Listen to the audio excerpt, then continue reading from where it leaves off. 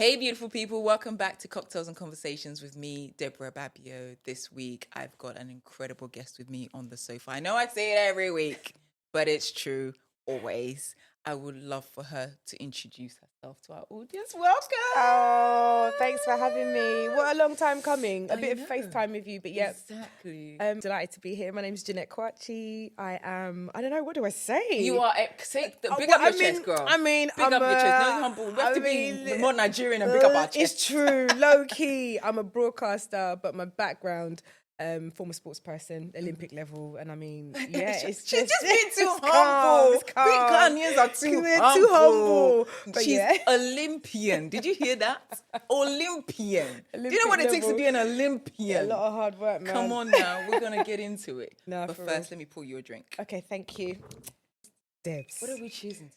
What are we choosing? Life, man. Getting through the year. Getting through the year. Cheers. Cheers to that. Ooh. It's good though, guys. I promise you, I don't pay them to say it's this. good. I'm good at this. It's good. So I'm really good. Why are you not writing these down?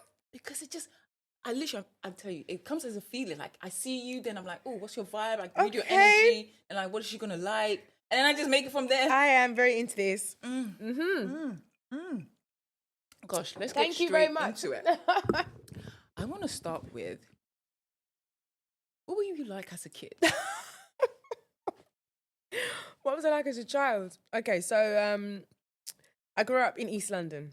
Okay, I grew up born in London, born and raised in London, born and raised in East London. Mum and dad actually came to the UK when they were really young. My mum came when she was 17. My dad was 21. Yeah, so they came really young. That's different from most stories because most of them they come when they're like a little in bit their older. 30s. Yeah, no, mum and dad were super young. Dad came first, mum came second. Oh wow. Mum had me at 21. So great, African household. Yeah, this is what we're doing. Hey. Yeah. Mum had me at 21. How was that experience? I mean, do you know what? Me and my mum now, we're so tight. Oh my gosh, we're so close. And I'm one of three. We grew up on this estate. Where do you come in the three? Number one. You see, I said number one. That one you're picking up your chest. Firstborn, number one. No, I'm firstborn. And I've got a brother who's 4 years younger and a sister who is 14 years younger. Oh, wow. So we've got gaps whereby actually I am very much a big sister, if that makes sense. But I'm incredibly close to my siblings. That's nice. And I love that for us. And when I was growing up, I had that first kind of like 4 or 5 years of just me, mum and dad, right? So as a child, I'm very much as I am now. Very extroverted, very competitive, incredibly ambitious. I can yap. When I was a kid, I could talk. Like my mum was sick of me, but I could talk. But it's funny now that I actually Did she get that call from school? Yes. So yeah, she's really good, but she talks a lot. Talks too much. But now actually I've become, that's what I'm paid to do, essentially. But I was very, very competitive as a kid. And there's nothing that's really changed. The essence of my inner child is still there. And I'm one of those people that I always believe you should try and hold on to that as much as possible. It's always difficult because you never know. The world batters us. Unbelievably so as well. And a lot more brothers than some. And I guess for me, I was very lucky. I grew up in a household where that was nurtured massively. And it filters down. So my brother and sister are very much the same.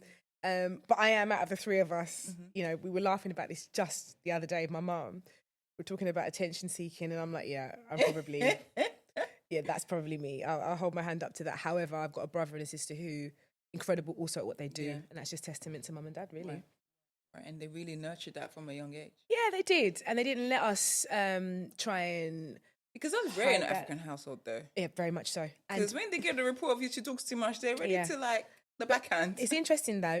Interesting you say that because actually, as much as I was a bit of a yapper at school, I was very diligent. So I got things done. I was incredibly... You had best of both worlds. You can yap and you'll say clever. I got my work done. Yeah. So don't take it that's the difference. So I think for me, what mum and dad realised, because I was getting that done and because I was probably, diligent enough to be able to put my head down and focus and concentrate, I was very determined like that. I wanted to make sure that I knew what I was doing, that actually, I could yap all day.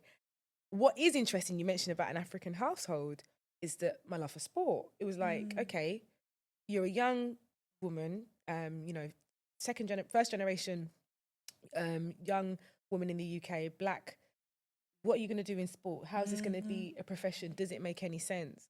And actually for me, I wasn't doing it for money. You know, I was doing it because I wanted to see how good I could be at something.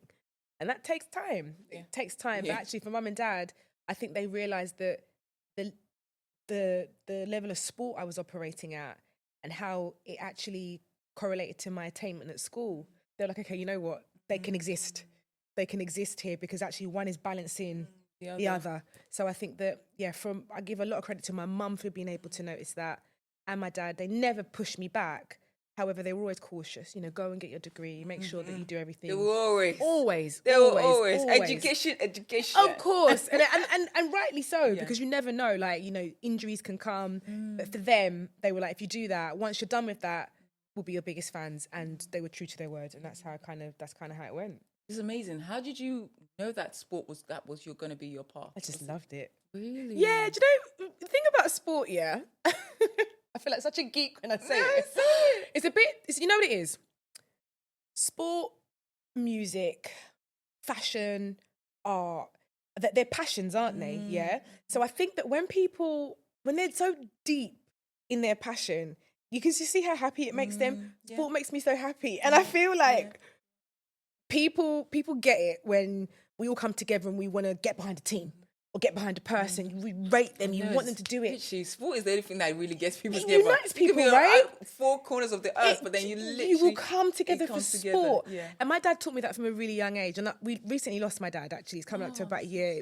It's been rough. But he taught me so much when it comes down to kind of like sport. When I was little, he used to say to me, people in the world will stop to watch the strongest man in the world in the ring, the fastest man in the world on the track, and the best football team in the world. He always used to say it. Very true. Back in the day, of course, you know, you're saying man. Yeah, of course, yeah, you know, we get it now. You know, we've moved on. Yeah, exactly. but individual. However, that stuck with me because it always made me want to see, okay, who is the best at what they do in their purest form of sport. So when I talk about sport, I feel like such a geek because I feel like I feel it on another level, which is why I love competing in it, but also talking about it and getting people excited about it, even if it's for somebody who cannot stand football on a normal day. Let's get excited about the World Cup, and they can do that. They can get behind a nation. They can maybe spot one or two players, and that excitement makes me really happy because I'm like, okay, that's the unification of it. So yeah, that for me, when I was young, and I could see that I was good at it, I just loved it. I liked being the best at it. So that's kind of what drove me on. Incredible. Because literally, I wanted to be an athlete. I was good at running, but then at some point I was like, hell no. Yeah, because it's the work. It's hard. It's so hard. And I tell people, like, okay, look, listen, there are some jobs, that are really hard. And, you know, you need the brain and the creativity to do it. But when you're physically training for something, this is it. It's not easy. And you have to take your place somewhere else. And I tell people, athletes, we are built different. We're not built better. No. We're just built different. Very different. So how we think about but things, also I think it's the mind as well. It's the mindset. It's a mindset thing. And then you tend to find that actually a lot of young women, they're just beaten out of them from such a young age. They don't want to do it anymore. Their body changes. And I was similar. I stopped for a bit. But then actually, if you know how powerful it can be, what you can achieve further down the line, then actually, you know, I'd always encourage people like, you know, if you've got a little girl, you know, a woman who is maybe not really feeling herself, get her to get out there, do something, lift weights or go for a walk, hike, find friends, find community, because I feel like that movement is a privilege, man. It's such a privilege, and I tell people all the time you should try and get I don't out there. like exercise at all. I don't like doing anything. You look fantastic for it. But thank you. But I should, because I'm getting up there now, and I can just feel the knees. Yeah, but you know what, Debs? I genuinely feel like if you had the right type of environment, the right type of coach, and you started lifting weights, like past the age of 40, I feel like, okay, should we lift weights a bit? I think that a lot of women would benefit from a nice... Really? Oh, 100%. No, but like... How so? Would you, like me now, I've just told you, I don't like going to the gym. I go when I need to go on holiday and I need to feel good. That's like, oh my literally gosh, 5 days before I fly. Like, I know. You're like, how can I lose this weight in 5 days? I'm that kind of delusional. No, be delusional. You've got to make so it. That's me. I'm like, let me just go to the gym, or I'll go to a little like Pilates class when they give it to you for like, you know, the brand is doing it. but I'm not like literally. Let's go to the gym. Or let's Really, go. you got to find your. Yeah, I say find your tribe. Really? Like find your people. Like there. What's funny at the minute? Reformer Pilates.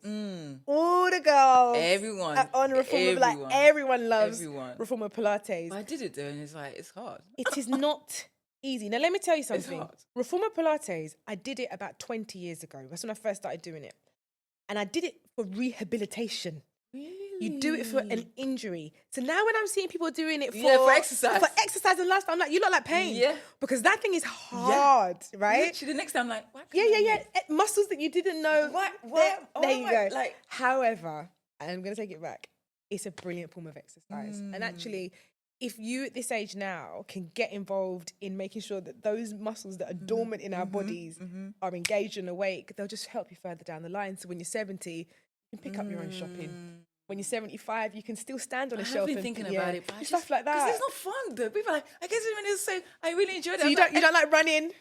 All the people that you know. Where you run into? Where you run into? The marathon runners. I think everyone just said, what about I've gone for So if you're in LA, you wouldn't hike up, like, was it? Even if I'm forced. I went to Ghana once and they took me to a brie. You did it? Yeah. And you didn't kicking and screaming. Did you enjoy it? I mean, at the end, I was like, oh, this was good, but I was like, why do people do this? this? Is the thing. At the end, everyone never says the exercise was a bad idea because at the end, you feel such a sense of accomplishment. Yeah, that's like, actually, true. You know what? You never ever say, and I was that thinking was a about bad doing idea. again and taking people. But there you go. I'm going to try and convince you. Maybe you would have to. Like, let's do it. Let's do it. Like you said, I have to come to you and you have to. We'll do a walk around. For me, I'm just like, but why do people do this? No, you feel good. You feel better for it. You feel much better for it. Why do people? Because you look good, that's why. You don't want to do it. I don't feel good. I think that's one thing I do want to say. Like, as I'm getting older, I think I used to eat and I didn't put on weight. Like, where my sisters will eat and be like, then it's like, it shows. Whereas I'm just like, I think I've just scooted through life. So, and like, oh, you look good. But I know deep, I don't feel good. I snack. Yeah. I don't eat breakfast, as we just found out. I eat late because I'm like, well, if you're in another country, who knows that it's 3 a.m. I can eat rice. So, you make such a good point. As long as you look good, that's fine. But inside, isn't it? Like, absolutely. And I heard an anecdote once. Someone said they don't exercise for the aesthetic. They exercise for the internal. And it's very much actually that the aesthetic is secondary. That comes. Your skin will clear up. You look fantastic. You get the shape you want. But actually what that does for up here, like, it's next level. So I always, like that is the best form of antidepressant, getting outside and just doing some exercise. And I know I sound evangelical about it, but no. For someone like me, what would you say would be the first step to getting yourself out there? Because like for me, all you're saying sounds great, right? But I'm still not gonna do it. Find an accountability partner. Find somebody who will help hold you account. But what if you're alone and you don't have one? Like you don't have one. Oh, you live far. You Maybe live not. far. No. Okay. My friends are like, what do you mean? No, I didn't mean that. But like, you live far. I genuinely feel there needs to be a tool for your brain to switch on and say, right, today I'm going to try and do this. And the hardest step is actually the first step, like lacing up the trainers, putting the leggings on, putting the hoodie on, especially when it's cold, and just doing it. And even if you commit to 10 minutes for the day, do it, and you've done it. Like I always say that. And if you're by yourself, buy a fitness tracker or a watch or a Whoop, whatever it is, and that will give you the data, and you'll be like, okay. And bit by bit, as you see it's incrementally starting to get better, you're like, actually, you know what? I don't feel too bad about this, and that journey grows. It becomes a lifestyle. But don't look at it like a I'm a 0 to 100. Don't do that. I'm all or nothing. I know I need to find the mid ground. Everything in my life, I'm literally 0 to 100. Needs to be so if balanced. I'm not doing it, it's like, I'm not doing it. Or if I can't do it well, I just like, no. I can't but run. It's doing it well. I can't run. I feel like, oh my God, I like my heart. I am a run. terrible runner. I'm horrendous. It sounds mad. I know. Look at that. I tell people I am a sprinter. I run fast. I don't run far. So when I run far, I really suffer. I suffer. I suffer bad, but I still try and attempt to go out there and do it. So, I mean, Debs, for me, like, you would be amazing in the gym. I think you lift weights. Your body's banging already with the weights. Oh my God. Oh my God, she's guessing me. Maybe this is what you need. Someone to guess you to be like, you can do this. Your body will you can prove it. 10-10, like, trust me. Before I turned 40, I literally got a personal trainer and said, I want abs before my 40th. Girl, like, That's in the 3 weeks in, I was like, I don't want the abs. I don't want it. This is too much because I was literally waking up early, going to meet them to do this thing, and then putting me through my pit. I was like, "Oh, what is all this for? What's the point? It's and this is the thing, because you say I look good, but then also you don't see the change quickly. Yeah. So therefore, I'm like, takes time. There's nothing's happening. It takes time. It takes time. You got to give yourself a timeline of it. How long do you think you have to give? Realistically, everybody's different. Everybody's different. Everyone's coming from a different starting place. Everybody's kitchen behavior is also different as well. So that's also the thing, it's the food. It's the food. That's what people say. Like you can do all the stuff in the gym, but what if you're not in the kitchen, eating rice at 3 a.m. no, that ain't gonna help you. So I genuinely don't like to put timelines on a general one, but individually set yourself a timeline. Like, so you know what, I'm going to be as disciplined as I can. Don't kill yourself in it, but like definitely try your best to kind of just cut out, switch out a few habits, and over time, you know, it takes 28 days or whatever they say to make a habit. Over time, it'll come. Because I am disciplined in other ways. Like I fast, or I want something and I go after it, or you know, there is ways, and I'm like, why can't I get over this? What is it that I'm because you don't need it or want it enough, and that's how athletes are. Like you have to need it. You know, like you will not be able to function daily if you don't get what it is you're trying to achieve, and that's an athlete mindset. You know, it's very much like, okay, I know that I want that medal or I want to make that team, and I'm going to do everything in this next 8 months to be able to do that. If I don't do it, do I see it as a failure? Yeah, because I didn't get to my goal, but in the grand scheme of things, not a failure. No. But that's just adding to the pot. So I didn't necessarily make that target. That's fine, you know. Beat yourself up about it for a bit. Kick on, and it is all about ambition, and it's all about kind of like, okay, what is it that I want? Like when we met, and you told me that you were, you know, transitioning out of your previous life, your work with Vogue, your amazing work that you did. You were like, I'm stepping out, and I loved that. And I was like, okay, this woman's a force. Like, this I'm scared, guys. No.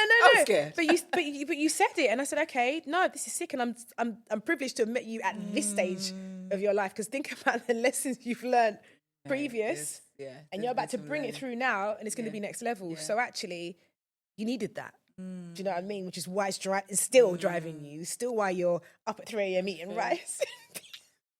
Because you're in the kitchen. But you're working because that's the only time. That's the only time, guys. This is it. And then quiet the mind and just be like, and this is it. That rice. There's no judgment and there's no shame because you are striving towards something. That's what your goal is at. So over the years, that's how I've kind of had to look at things. Okay, what does that person need to be able to go and get what it is they want? Don't get me wrong. Not everybody wants something. Like I'm not coming to put any expectation on anyone. But if you do have drive and ambition, you do know deep down when you're doing enough and when you're not doing enough. That's very true. So take us back. School to then be training. What was that? What did that look like? What was it made you be like, okay, I'm going to really take this seriously? Yeah. You know, you're good at it. Yeah. People can be good at stuff, but people, like you said, like, I'm not going to care. What made you... When I think back on it, there are key people that kind of made that happen. From teachers to coaches to my parents to friends and family who then also created that space for me to be able to exist there. And I was in my late teens when I took a break from the sport. I say a break, I stopped. What made you stop? Typical teenage things. I used to work in a designer shop. And if anyone out there remembers the shop, do you remember a shop called Probito? So it was a designer store. There were 3 designer stores in central London. I'm a designer girl at heart. And they had these blue bags, and these blue bags were branded with Probito, the name of the store. So it's a bit like flannels as it is now, right?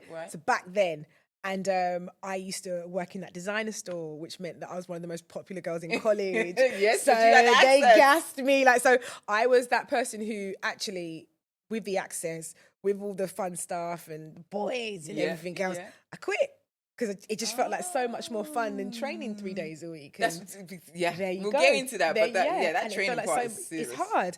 So I took a break for about 18 months before I realised, nah, this ain't it. Like I'm going back to what I love and what I do. Because I said it, really? I feel it. Yeah, I felt it on a different level. Because at the time, boys was good. But I learned quickly, they ain't really, this ain't it. So I just thought, okay. That's good for you, because some of us didn't learn. And some of us don't. It just never happens. That too. So I went from kind of seeing all of that, okay, cool, it's exciting, but actually I want to do something a bit different.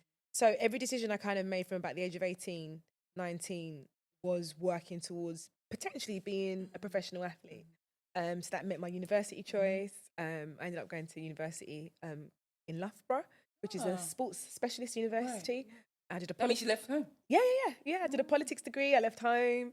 And yeah, that was incredible because that set a great foundation for me. Oh, politics and sport. Yeah, that was my bag. Still is very much. Like I can see the crossover is crazy. So when we went into, like early 20s, that's when the Olympics conversations started happening and making the teams, and I was making junior teams and then age how group was that? teams. Because I think with, correct me if I'm wrong, like with football, when you're trying to, it's always like you have to go to this meet this thing and this, and you're this and here and you're here. And like, So from football's very, very different. You've got no life. Yeah, football, you've got no life, and your parents won't have any life from a very young age. Yeah.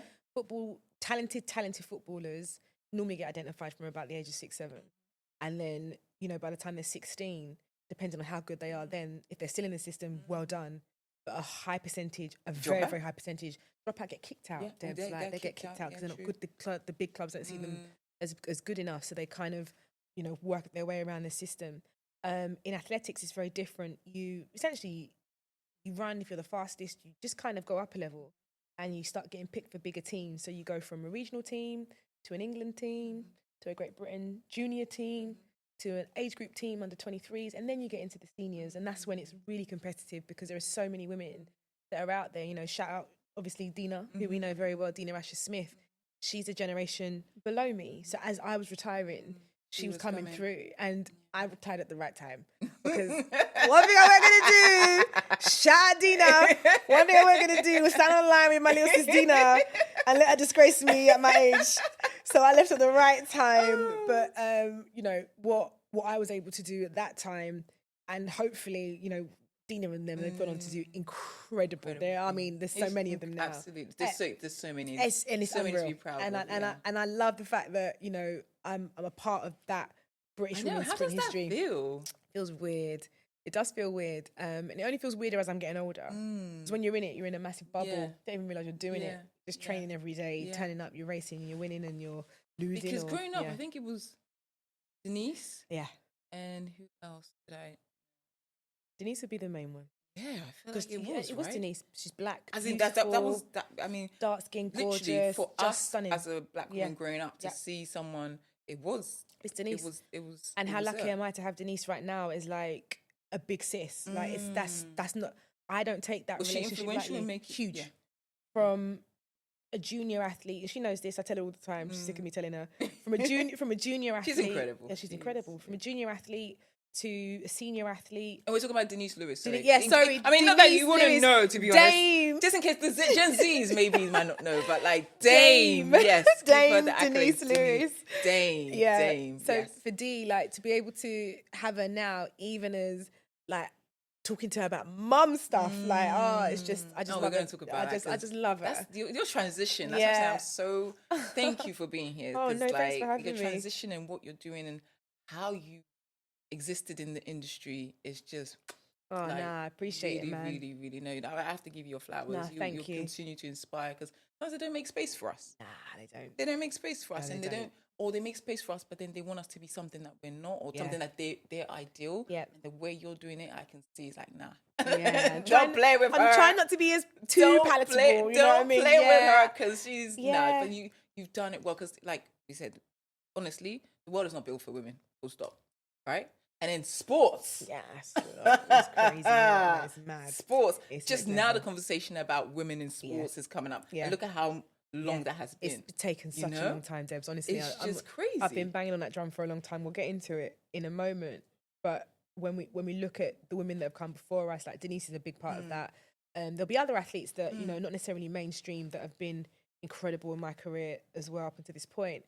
But I think the point that you and I are trying to make here, do you know when you're a young black girl in sport, the safest space is in athletics because actually the most incredible athletes look like me. They look like you.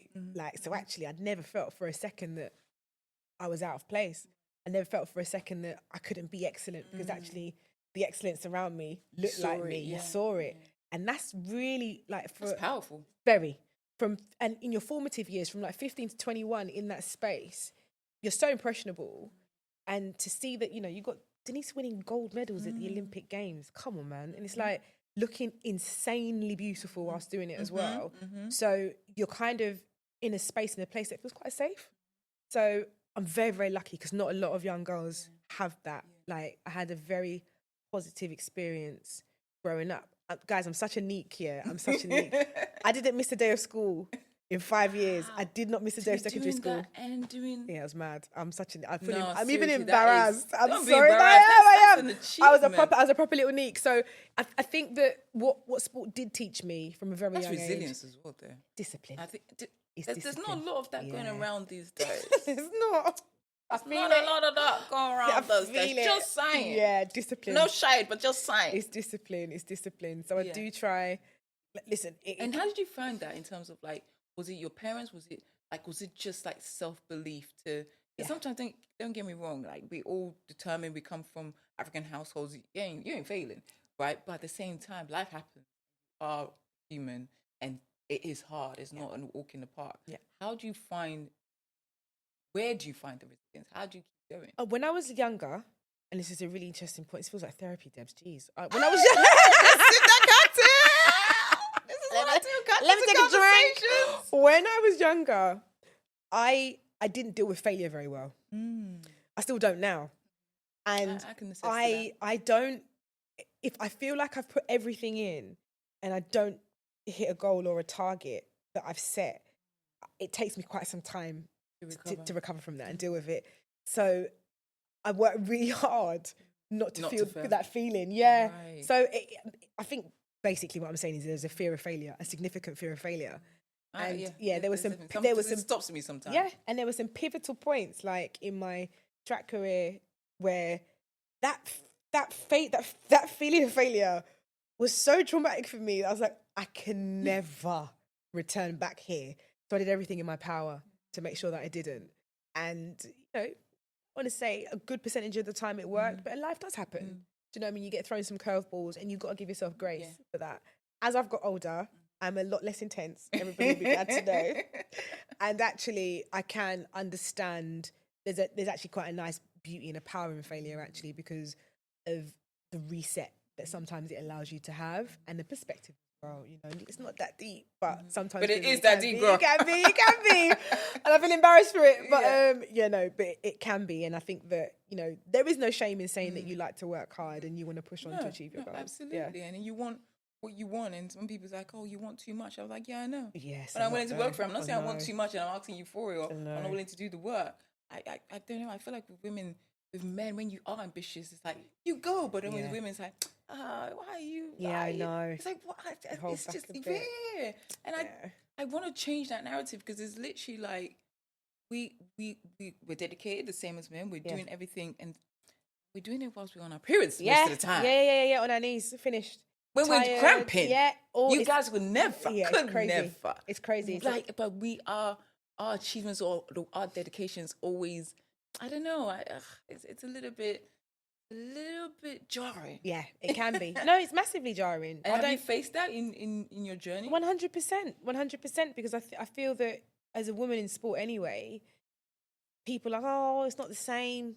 Or they've all got something to say about women in sport. A lot of the time when I was growing up and a man then wanted to date me, or they're talking, and I tell them I'm an athlete, you can't run faster than me. I'll be like, bruv.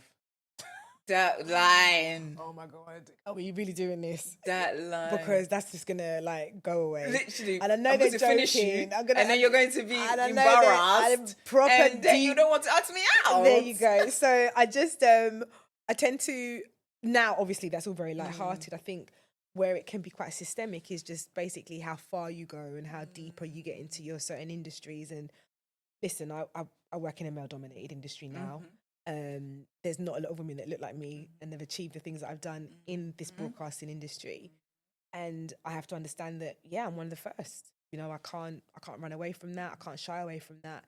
it does come with a level of responsibility, but also I've got to be kind to myself. Do you know what I mean? I'm walking a path. And I'm walking a path in sports media where that hasn't been done before. You know, there's some fantastic Black women in entertainment that are just unreal.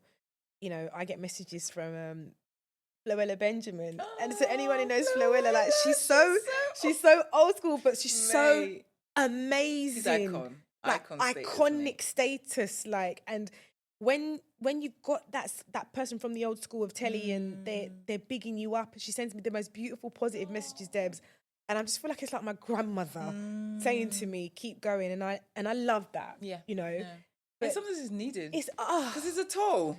It can be to be the first and to be in that environment. As much as said you've done it with grace, but it is also your human. Yeah, I am, and I feel there's some things you're just like, you want to let off, you want to say stuff, but actually, you know what? In that moment, you're learning lessons. You don't want that to get the better of you in that moment. So there is a lot of that. You ain't got a chance to slip. No, you don't. And this is you don't.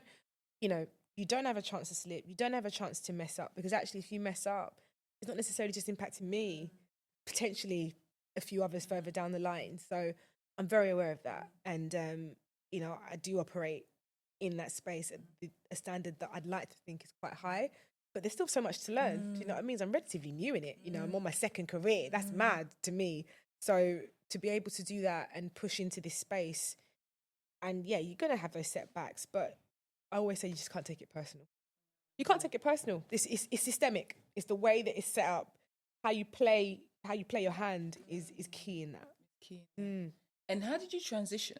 Like, how did you go from, okay, I'm going to retire, and then, like, go into this field? Like, how was that? I did that relatively young. I got injured quite a lot as an athlete. So my Olympic Games was the 2008 Beijing Olympic Games, and I had a great time. Listen, that was one of my happiest memories of my life, man. And London was next up, London 2012. I would have been peak performance going into it. Going into 2012, I was actually the fastest woman in the UK going in. And I got injured 8 weeks out from the games. Oof. Yeah, it was rough, man. Oh my God. Oof. It was rough. 8 weeks 8 weeks. It was an Achilles injury. And anyone who has an Achilles is just here. It's horrendous. And it just meant that I couldn't compete. It meant that I couldn't compete at the level I wanted to. And when the games was over, I poured so much into it, and I had to keep on reminding myself. It's like we said, the training is crazy. Training's crazy. 6 days a week. 8 weeks out. 8 weeks out. 6 days a week. You're on a 4-year cycle. That would have been I already had a major surgery. So going into London and coming off the back of it, I just thought there's not going to be a driver like a London 2012 that's going to push me to get up 6 days a week, sometimes twice a day to go to the track. So I decided to... Twice a day. So sometimes you have to kind of just sit there and think, okay, whilst the passion is still there, whilst the love for everything is still there, whilst I still feel positive about life, where can I put that? So I made a big choice, and I retired at the age of 30. And for now, when I look back at it now, that feels relatively young. That's what I was going to say. Yeah. What do you think about it now? You think I did the right thing? You did. I believe, for me, I did the right thing. I look and think now, with the technology and the setup that athletes have now, they could probably go on for much longer. You know, you go on into your mid-30s.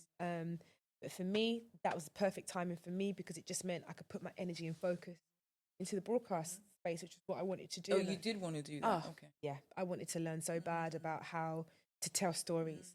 Like, I was done with being a track star, if you like. I wanted to be the person who could tell a story. Me, I like gists, So when I tell a story, I like to really tell it so people can, you know, feel excited also, about it. I like it that you can also tell our stories, because sometimes I see these interviews and the questions they ask, a bit dry. Some of the, no, if it's dry, it's like, also, is it relevant? She's just done whatever she's just done, and then this is what you're asking? I know. Come on now. It's like they either want to embarrass them or they want to get a reaction from them. Yeah, and sometimes I get angry, but I also think this is their fault. Like, I've heard some things. If you don't know the culture, if you don't know what it took, if you don't know how that person, of course, maybe you just haven't related. So, like I said, to see you being in that position, knowing what they've gone through, knowing the right questions to ask, and not coming off the back of some, snide comment or say something. It's important. No. It really is. And I honestly, must say, Debs, it really is important. And it is not a responsibility I take lightly. I think when the transition happened and I was kind of coming from the athlete space into the broadcast space, and I'm naturally curious. Like I said to you at the start, I'm a yapper. It's got me far, gets me out of trouble as well. But when I realised that I could do that job and be that person to ask those kind of questions, in a moment where if you've just finished at the Olympic Games, the 100 metres or the 1500 metres, and you're coming through to talk to the press, if you are a British athlete, I am guaranteed probably the first person you're going to speak to after that performance. I've got 3 minutes with you. I have to think about what I'm going to ask you, how you're going to come across.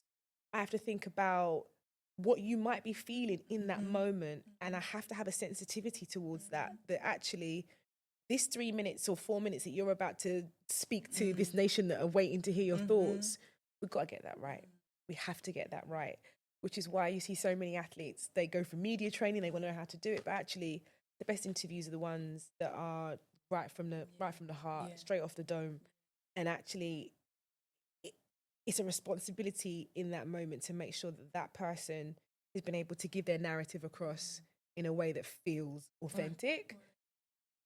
As they snake up that mix zone and speak to other press, but then you also got someone in your ear, and you're literally doing all of that. And if we're live, it's even worse. Girl. If we're live, it's even worse. Girl, There's a national anthem playing in the background. It's even worse. Live. Like we do live. I don't even know how you do that. Honestly, getting onto that is, I love it in different sports as well. So it would be athletics, it would be boxing, it could be football. And I love that you do that. Yeah. They haven't pigeonholed you. No, they haven't. Because sometimes they try to do that. But it's by force me. I said I'm coming out for all of it. Yeah. So Amen. I said I have to. Because it's like, that's what they do try and do. And it's like, like I said, you transcended and you do so much across different, and outside of sport as well. Yeah. Yeah. And again, that's a skill. I think that's a live television skill. But when we did you get training? No. Or did you? Okay. You don't get training per se. There's not like a live television school. Not that I know of anyway. If there is, please let me know. This is a business.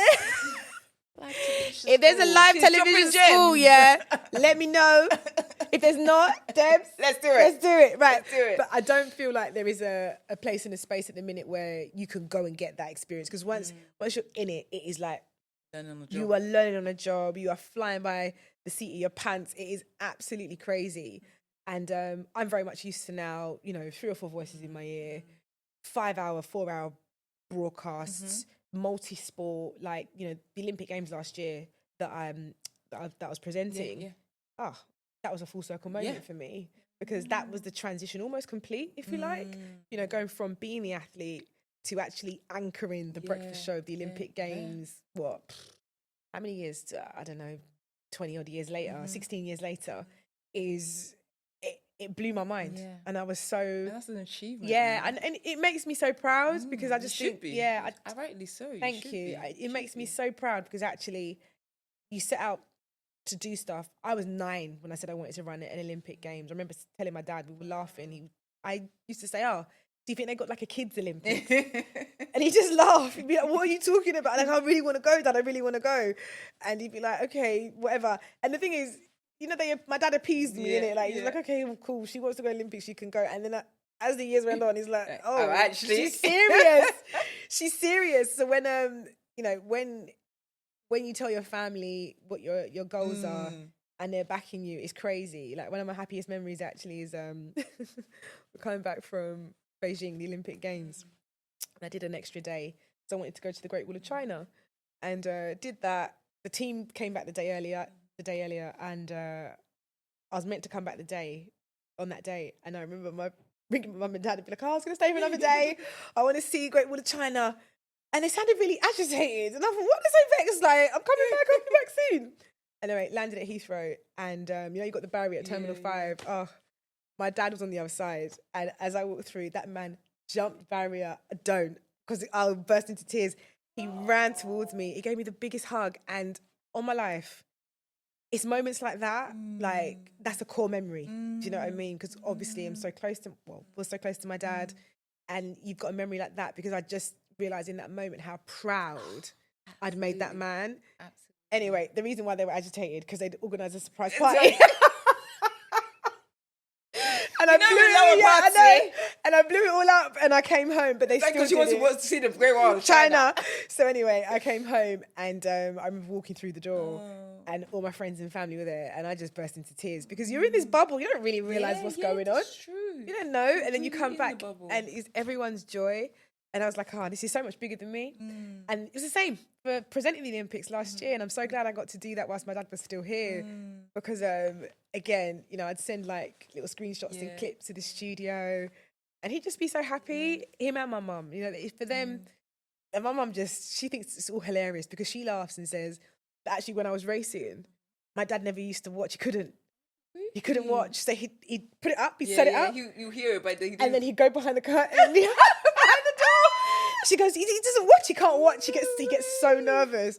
So that did make me laugh. But with this now, with my telly career, one thing about that man boy, he had an opinion on my fits. Every day. He's always want to know what am I wearing? Who's that? Yeah, who's that? And he goes, it's a bit distracting. Don't you think it's a bit distracting? You're meant to be talking about the sport. So he always had an opinion. But again, so much bigger than me. This is for my family, it's for my kids now to be able to see it all. And the transition's been tough, but it's been a journey that I've learned so much on along the way. And I wouldn't change any of it because some of the L's that you take, they're massive L's in it, huge L's. But they shape you. Big time. A big time. You can't be scared of them. So, and said I've got a fear of failure. That's very much, that fear of failure is if it's in my control. If it then goes into the control of multiple others, then I can't control that. I don't know what's going to happen now. I can only do what I can do and try and make it work for me. So it's been incredible. I've had a good journey. It's still going. It's still going. I know. You eulogizing myself. I'm having a good time. I'm having a good time. It's really incredible to see. How did motherhood come into it? Like in terms of, obviously, like I said, when you're in that entertainment space, they're very much like that. You try and do the one in, one out, right? So like, she's pregnant now, so let's bring her. How did you transition in that? And sport is a bit different. Yeah. If you notice in sport, because fashion outside our mind. Yeah.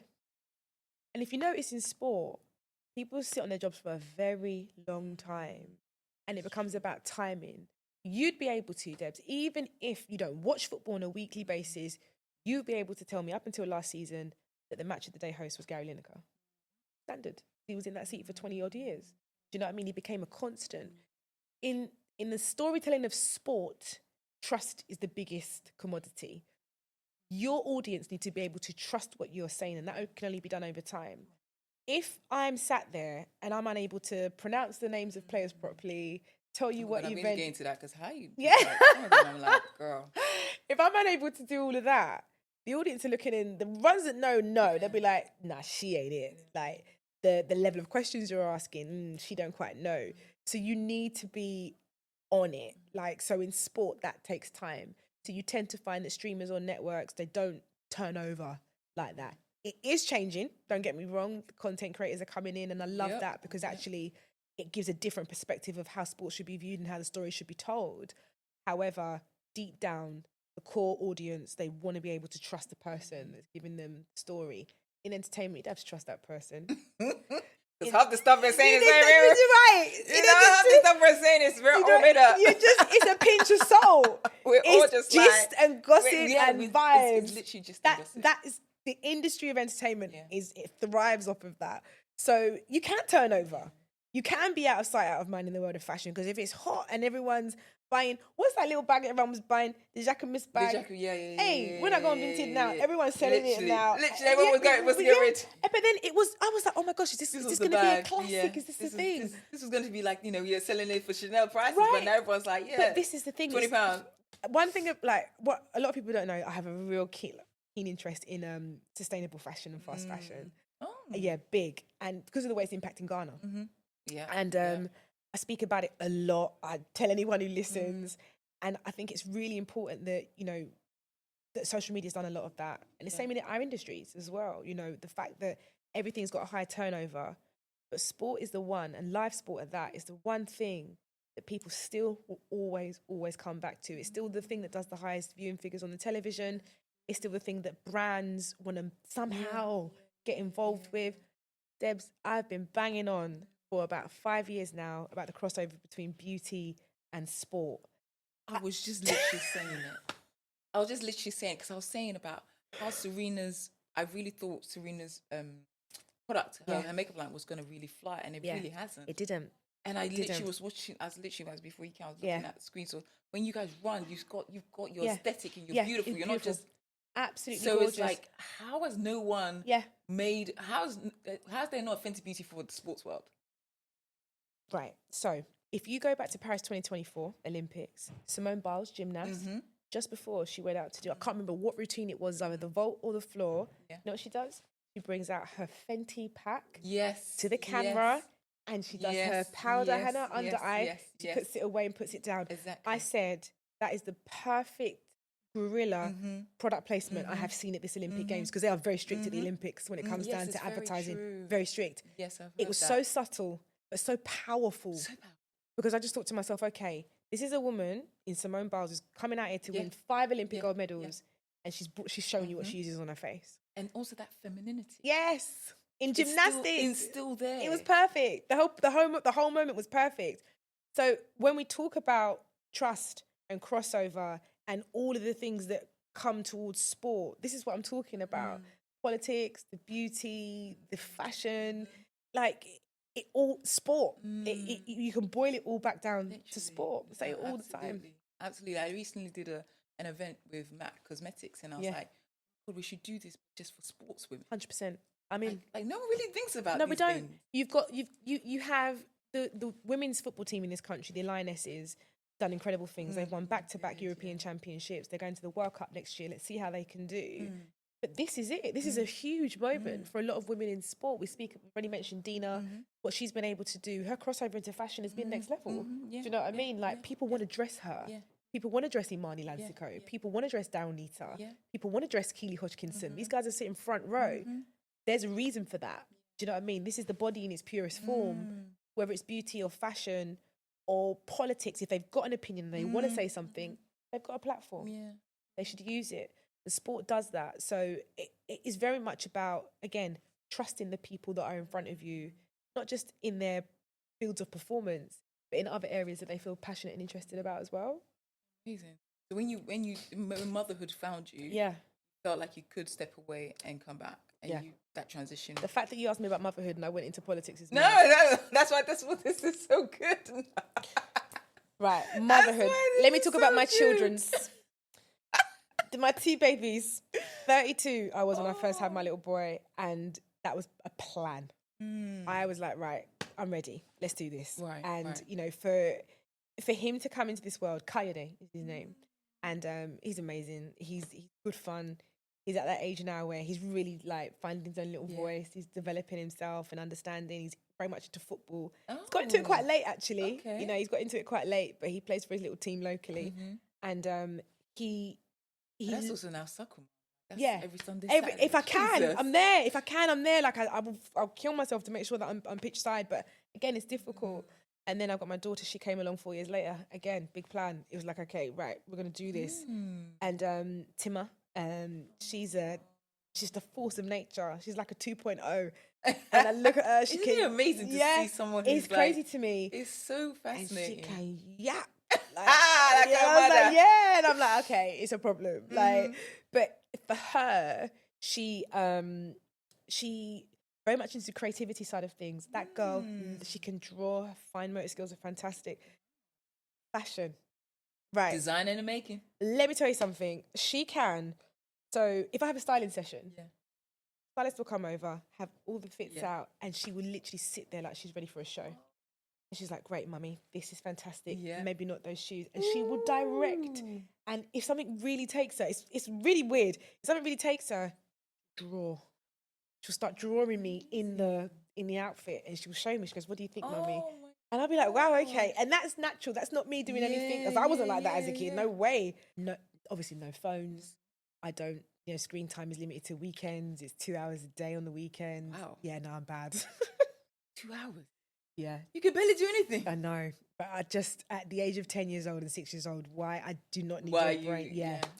I'm so particular about it. The only time it goes over is if my daughter's getting her hair braided or if we're on a long journey. Other than that, I'd be like, get the Monopoly out, get the chessboard out, and they play. They play a worry. You know, they love it. Yes. So yeah, things like that where actually for them, I'm just hoping it's maybe a little bit different to what their friends are doing at school, because I'm going to lose them to that eventually. So whilst I have them, that's very true. Yeah. And do you feel like you're gonna transition? Like I said, you're not just doing sport. You're not just doing literally just athletics. You're doing like everything. And like I said, I love what you said earlier. You're anchoring. Yeah. It's not just guest presenter. No. Anchor. Yeah. Like anchor. That's lead to you and me, you know? And that's just like, how do you see that transition? Do you feel like that's going to be your space, or you're going to move outside and do other? Because I've seen you do other things, going into finance, going into more. Do you know what, Debs? I love it so much. Do you know, sports the platform. It's always been the springboard, always will be. It's my core. I think as you ascend in this industry and you bring together all your skills, there are certain streamers or networks or broadcasters or execs that need a skill set like that. Hence the Martin Lewis Money Show. You know, how that came about was crazy. You know, I got a call, producers needed a co-host in a couple of weeks. I said, okay, cool. Had a chat with the producers and pretty much then got the job a couple of days later, started, and, you know, 3 series later, here I am. I have learnt so much on that show. I am not a financial journalist. I am not a consumer expert. The transition has been smooth. But people don't look at you and be like, oh, what she's doing. Yeah, no, but it doesn't happen. But I'm very lucky to work with a man in Martin Lewis who is the don. Like, he's the guy. Like, if you want to know about financial journalism, he's the nation's go-to. So actually, my job is to be like everybody else and be like, okay, right, what am I doing with my insurance? What am I doing with my taxes? How am I investing? What's the best savings account? I am asking legitimate questions that the nation, maybe with a bit of research, you could probably find out for yourself. However, we're time poor. We don't have it. You know what I mean? It can be very confusing. I want someone to just literally go to do the portfolio for me. Like, every time I speak to someone, I want to speak to just do this is how it. you do it. I was like, no. I beg, please. Just do it for me. Do it for me. But well, then how are you going to learn? Like, I don't want to learn. I just want to be rich. And we relinquished that. So to get that job is a job that I enjoy and that I love.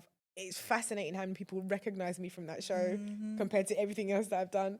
But it makes me laugh. Because you're going into different spaces. Different spaces, absolutely. And not, you know, sports is a big thing, but not everyone watches on a daily, or not everyone into sports. No. But like I said, as in different sectors, you're getting a different audience, in different spaces, but then also representation. I don't want to keep harping on about it, but it just fills my heart to see thank you. someone and just in those spaces. And like I said, doing it at that level. Yeah. And then not trying to box you typical black person, blah, blah, blah, right? It's just really thank you, because I think that's the main thing. Like, for all the online social kind of rubbish that kind of comes my way, I just think to myself, you know what?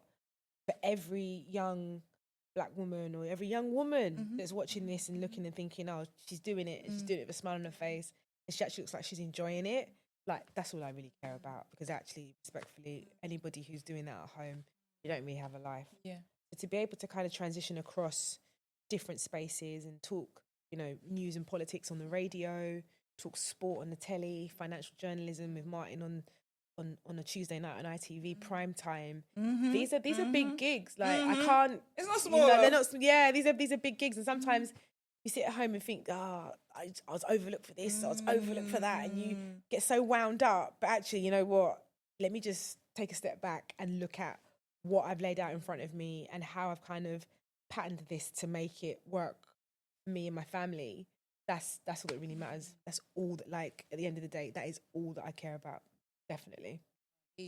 But there's something in that, though, because even me recently, I was like, as much if people meet me, like, you're doing so well, you're doing. I was like, but I didn't get this, and they didn't invite me to this, and How do you deal with that sense of being overlooked, that sense of you didn't get that gig, that sense of why is this? I mean, it's just not meant to be. It's just not meant to be. I mean, really relinquished to that. It's just literally it's hard not meant though. to be. I know it's tough. It's tough. No, trust me. You'll be looking and thinking, why haven't they invited me for that? You don't want to take it personal. Yeah. Or why didn't I get that job? You don't, like, I've had some tough conversations with editors, like where we have sat down, execs, and I've been like, why did you pick that person over me? And not everybody likes to give that feedback. That's what I'm saying. Not But everybody also, likes I that. love the fact that you ask. Because me, I don't ask. I just stew Yeah. myself. Isn't that crazy? I just stew myself. Why didn't they pick me? And not everybody's comfortable saying Yeah, it back. yeah. Do you know what I mean? And I think that I wouldn't say I'm confrontational. I'm definitely not. But I am direct, and I'll always want to know what your reasoning is. And there's never judgment. Like, I just want to know where your mind is at, and I want to understand it. So actually, if I'm ever in the position again where that gig comes up or that event comes up, I really want to be part of that. This is what I've been told. And actually, if I do everything that you've told me, I still don't get it, then that's not me. Then I know. Yeah. It's exactly it. So that's kind of how I see it. I don't, I try my best not to take that kind of stuff personal. It is, trust me though, it's tough. It's tough. It is tough. Bro. It's tough. tough. Sometimes I'm just like, but why? Or like, forget them. And you want to just, and you literally just want to throw it all out. Actually, no. It's like, what's all this for? Yeah. What am I even doing all this for? Literally. But and again, that's social media, isn't it? You can look at people's journey and just think, oh my God. But they don't know what you're going through. Literally. Sometimes when they say them do so well, it's like, guys, you have no I'm idea. crying. Like, that's the 3 a.m. eating rice, mate. Because I'm literally like, I get like, sometimes if I get an invite from you in my inbox, I'll be like, Debs, oh my God, I really want to come, but time. I don't have the time. She's traveling. Every time I invite someone, she's traveling somewhere. But I really want to come because not only just because it's an exciting event, but it's your event. Do you know what I mean? And that's important. Yeah. Because actually the person who's behind it, you're thinking, all right, it's going to be a vibe. It's going to be a vibe. I know I'm not going to go there and it's going to be weird. It's going to be offish because actually this is coming from a person who knows what they're doing. One thing I will say, Debs, not everyone's good at their job. I know that one. Yes. Not everyone's good at their job. Yeah. And isn't it amazing? The person or the people that you think are good at their job, you might spend an hour and you think. I literally posted a meme saying from Barack was like, not everybody, these people that you think they know what they're doing. Nobody knows.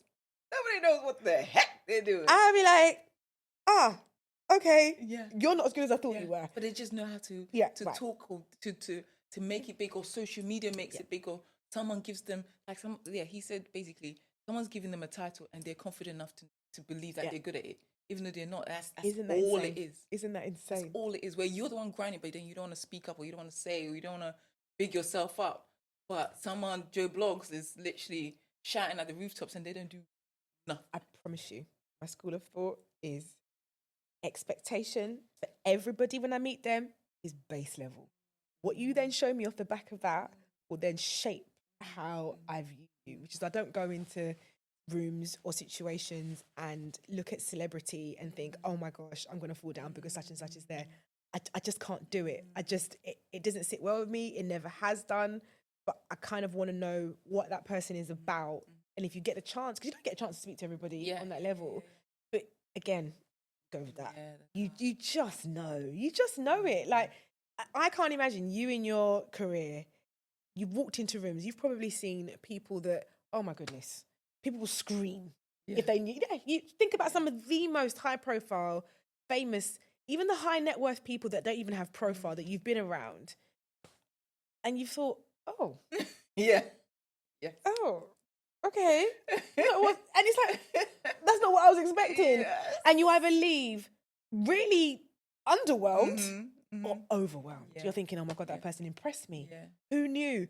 Or you think, wow, that ain't you, that's your team. Yeah. It's doing all of that for you. And God, there you go.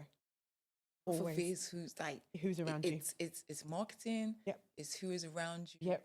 And really smoke. Isn't it just? And the person who's in the middle of it is a puppet, essentially. Everyone around them is running that person's life, which is what I will always say. The best bit of advice I got as a broadcaster from a legendary broadcaster. Her name's Sue Barker. Oh, Sue Barker. She was she done Wimbledon for decades, right? Literally. Sue said to me, Jeanette, you're only as good as your auto cue operator. Because as soon as that person switches your script and you don't know where you're going, you're finished. Go into that situation always knowing what you're going to talk about. Don't ever go in underprepared, because then you will only be as good as the person that's who's operating controlling in you. Yeah. Mad, isn't it? I've never, ever so forgot that, good. ever. Because that's the woman who will do the whole of Wimbledon. Yeah. Not a lot of people know that. Yeah. The whole of Wimbledon, she doesn't use Nautoku. Huh? No. We don't tend to. We don't tend to. Whoa. Yeah. So like, I'll work on football games and the camera setup is just like this. But because I know what I'm talking about, I can have a conversation with you. But if you don't... if you approach it more of a conversation than just having to deliver information. Yeah. It's a skill. And to do that at Wimbledon is I cannot tell you, crazy work. Yeah. That's And that mad. Actual legends. Barker. Oh my God, I've enjoyed this so much. I know. It's been brilliant. I want you to give us some advice, like a young, budding athlete wanting to step into your journey from school to, what are the steps that you would say they need to take, able to, not emulate you because everyone's an individual, but to really help them? Because I feel like in this day and age, social media, it's hard to really know yourself. Yeah. There's a lot of noise, right? Like you said, you stopped for a bit because boys, but then you had a conviction to come back. What if that doesn't draw them back? What advice can you give? It's really difficult because I think for a lot of the time, you spoke about the noise, so much of that. I'll always say, if there's a way you can drown out the noise, do so. Whether that means you're limiting the social media, whether that means you're changing your algorithm actually to be more inspiring rather than one that is confusing you. I genuinely feel like use the tools that are around you to kind of motivate you and keep you going, because it gets so difficult. There's so many distractions. So cut the noise, cut the distractions, and dial in on that goal. I always say, it's such an old school thing, but write it down. Write it down. So many use of us pen and paper. Yeah, actually, to pick up a bit of paper. I know, I feel like such a granny, but no, but the old school ways work. I didn't want to call it old school. I know. It's actually a normal way. It's a normal. Pick up a pen and a bit of paper, and I promise you, just write it down on a little bit of paper, fold it, keep it somewhere, and it's like a power of writing that down. Vision boards. Go back to things where you can visualize it. That's a really powerful tool that we use as athletes. And just be really clear on what your goal is.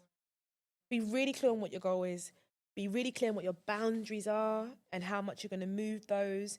And pick your team. Pick your people. Like, I genuinely do not feel you need more than 5 or so people in your team. That's all you need. You look in a boxing ring, it's like life, right? You walk out, you get battered, and you go back into your corner. You've got your coach, you've got your cut man, and you've got someone else probably in your corner telling really you, giving you. Because in those 3 minutes you've been in the ring, this is life. In those 3 minutes that you've been in the ring, you're so confused. Literally. Then when you walk back, people are just talking at you and you don't even know what's going on. But actually, these are 3 people. One is fixing your wounds. One is telling you your strategy to move forward. And one is maybe giving you something from the inside, telling you you're great. Even if you're getting battered, that person is telling you that you're amazing. Yeah. So it's the same philosophy in life. Like, when you're in the arena, take a step back. Who are your council? Who's your community? Find your people. And that's for the athlete, but that's just for general. Oh my God, this has been so cool. But before we end, yes, I want 2 things. With everything that you know now, what would you say to your own self? An advice, or what would you say to encourage her? And looking ahead, what do you hope for? To my younger self, stay patient. Stay patient, because I think that we are in an era now, we want everything so quickly. We genuinely believe that it should just be like that, delivered to us. I'm that one. Yeah. No. Hands up. No, guilty. yeah, but that's where we're at. And I just feel, stay as patient as possible.